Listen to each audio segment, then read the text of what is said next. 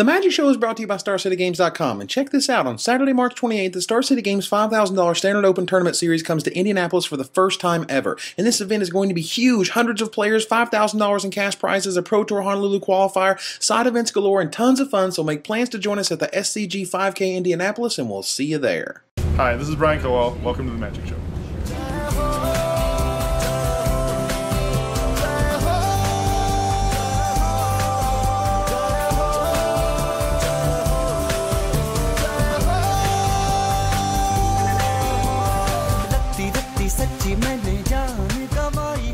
Hello everybody and welcome to another edition of The Magic Show. This week we're going to be taking a look at the upcoming Alara Reborn and how its groundbreaking design can mean Legions 2.0 or a whole new world of fun. We also cover more Magic 2010 rumors, including the removal of Mana Burn, what it may mean for the game, discuss the power of Twitter and how you can connect it to the Magic community, and much more. Let's go!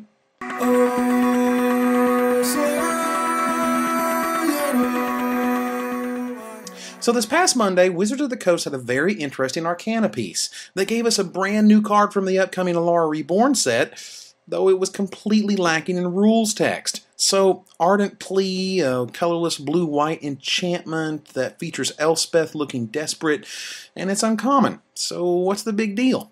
The big deal is that you have to look closer to see what's so unique about this card, because the uniqueness is Ardent Plea is card number 1 of 145 in the set.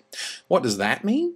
It means that Alara Reborn will be a completely multicolor set, or better put, it will completely lack monocolor cards. So I'm sure we'll still have artifacts and lands and things, but everything in this set appears to be multicolor. When it comes to set number, all monocolor cards come before multicolor ones. With this being number 1, no monocolor is possible for Alara Reborn. What does this mean for you and Magic? Firstly, it's never been done before. This is, once again, design and development space never attempted, and trying something new in Magic is always encouraged. Secondly, it's scary because sometimes sets can become a slave to their theme. And by that I mean when you say a set is all something or all revolves around something, whether that's artifacts, enchantments, multicolor, whatever, you risk the problem of being too linear. The only true example of this is Legions. Legions was designed right smack in the middle of Onslaught block, the first tribal block ever that paved the way for Lorwyn, and every single card in it was a creature. Yep, all 145 cards were creatures. How did they switch it up amongst all these same type cards? Well, that wasn't exactly easy. The set was very narrow, causing interaction almost entirely in the combat step and nowhere else. Morph was there, as well as Provoke and Amplify, but without the brilliant Lorwyn-introduced Changeling mechanic, Amplify was fairly limp and Provoke paired with Morph to keep things happening in the combat step only. However, you can't argue with success, and Legions was, by all metrics at Wizards of the Coast, a success. It sold like gangbusters, but the Spikes of the world thought that the set was subpar and didn't want anything to do with it. Besides Chroma, Angel of Wrath, Phage the Untouchable, and maybe Scion of Darkness, are there any real successes from Legions reaching beyond kitchen tables? Not that there's anything wrong with that. So it is with the same trepidation that the Magic community is warming up to this all multicolor thing. I mean, we've been inundated with multicolor for going on 2 years now, with Shadowmoor and Eventide's Hybrid Mana last year and the Tricolor Shards of Alara block this year. Conflux upped the ante with powerful and fun 5-color cards, but all multicolor? Everything but artifacts and lands being multicolor? What about that? How will that sit? I think it will sit wonderfully. I'm not ashamed to say I'm 100% behind this move. This is a multicolor block, probably the last for years to come, and if we're going to go whole hog for the last set, then do it right. Every single non-artifact, non-land card having at least 2 different mana symbols in its cost is a-okay with me. The questions that arise from this are many, but the one that I keep coming back to is this. How will Wizards of the Coast develop one-drop creatures or enchantments in an all-multicolor set? Will they revert back to the use of hybrid mana, simply have no one-drops in the set, or will some new innovation come along? This is just one of the many questions that come up and one we can look forward to in the weeks to come. So for those who love multicolor, your wildest dreams just came true.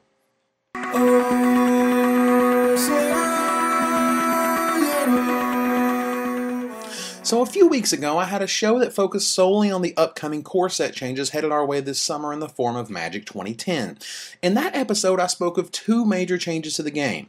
The first was renaming the in-play zone to the battlefield, and the second was naming the removed from game zone Exile. Both of these have stood up to constant scrutiny these past few weeks, but the most major change was not covered in my last episode. What is it? How about this whopper? Beginning in Magic 2010, there will be no more mana burn in Magic. Whoa.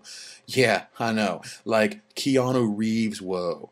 This is big, ladies and gentlemen. One of the first rules you had to understand was that mana is used to play, cast spells, and that excess mana means you take that much damage. And also that mana burn is loss of life and is not preventable. And oh, by the way, mana from your upkeep step doesn't actually burn you until the end of your draw step. Now, the question is, and it's a pretty brilliant one, why do we have mana burn in the first place? Other than being somewhat flavorful, you made so much mana it actively turned against you, there's not much else going for it. It's just another rule that you have to learn when you pick up Magic, and while it never comes up in regular gameplay, you can't forget it or it may, God help me, burn you in tournament play. Oh, I made a funny. Seriously, folks, the more you think about this rule change, the more it makes perfect sense. Now, it hasn't actually been revealed how they're going to get rid of mana burn, and my guess is this: mana in your pool will empty at the end of each step. This still allows upwelling to work, and hopefully they get rid of that confusing mana stays from upkeep to draw step rule. What is the upside of this rule? Well, a few cards get some upside and downside as a result. For example, take a look at Wake Thrasher. Now, before this change, Wake Thrasher required you to mana burn yourself in order to pump him up if you weren't playing spells or dumping mana into an activated ability like Mutavault. With this rule change, you can simply tap all of your lands at the end of your turn and be assured of providing him +X each turn, where X is the number of lands you control. So that guy is much better in this regard. However, on the flip side, look at a card like Spectral Searchlight. This card used to be a very interesting way of giving someone free mana at the end of their turn that they would have to deal with and usually burn from. Instead, it becomes a very interesting coalition relic that can help your neighbor in a multiplayer game but never help you otherwise. In other words, the upsides don't seem that great and the downsides seem trivial. With this change, it will be so much easier to teach players about mana management, and any confusion about damage versus loss of life is gone as well. The best thing about this change is the design space that is opened up as a result. Wizards has often said it doesn't want your lands to hurt you any longer, and that they will no longer do so as of Magic 2010 with the removal of pain lands and the creation of new painless duels, whatever those may be. So imagine the following creature. Now, if you look at that today, you think, holy crap, they just made a straight up better Wild Nicottle. But once you realize you can't actively manipulate your life total in this way, it becomes a lot more difficult to achieve. By the same token, a simple Incinerate from your opponent can shrink this guy back to normal size. How about this one? Again, this is easily abusable with the current mana burn rule, but much more difficult once you take that away. I could go on with these examples, but just imagine what you would do when suddenly your life total was no longer a fluid thing controlled by you, but rather the forces and effects the game provides. This is another change that looks at Magic in the long run, allowing designers and developers more room to flesh out life-based mechanics and cards.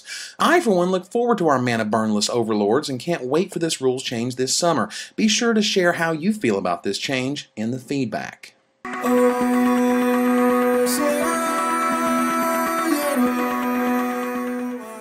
In this week's last segment, I wanted to cover a few quickies to tide us over. Firstly, look at the sexy new Conflicts promos coming your way in the form of Hellspark Elemental and Path to Exile. But, oh man, Path to Exile got all gwayed out. Look at how gway that Path to Exile looks.